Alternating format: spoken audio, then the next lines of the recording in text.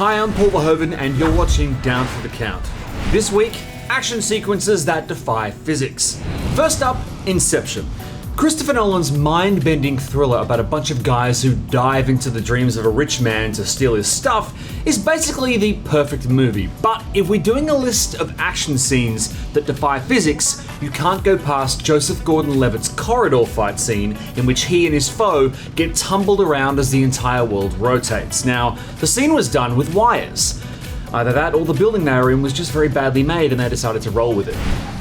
Alright, moving on. Next up, Speed. The 1994 thriller had everything a good thriller needs. It had bullets, bullock, bus.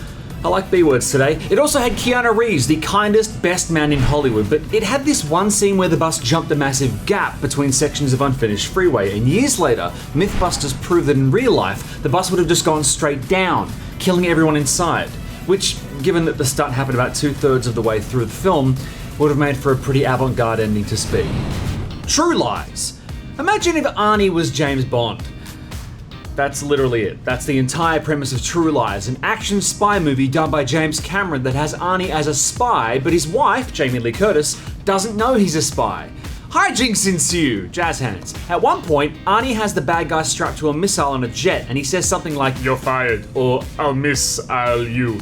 I don't remember. And he fires the guy on the missile into a building, but in reality, the weight of the guy on the missile would have sent the missile plummeting into the ground, which would have still killed him, so I don't see why they had to muck this one up.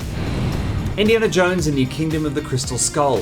The less said about the worst of the indie films, the better, and I know that Temple of Doom had Indy and his friends falling from a plane in an inflatable raft and somehow still surviving, but Crystal Skull had two sequences that defied physics and logic. First, Shia LaBeouf swinging through the trees with monkeys and somehow managing to keep up with a speeding jeep, and two, Indy surviving a nuclear blast in a fridge. All I can say is that if they make fridges that well, then why does mine keep breaking?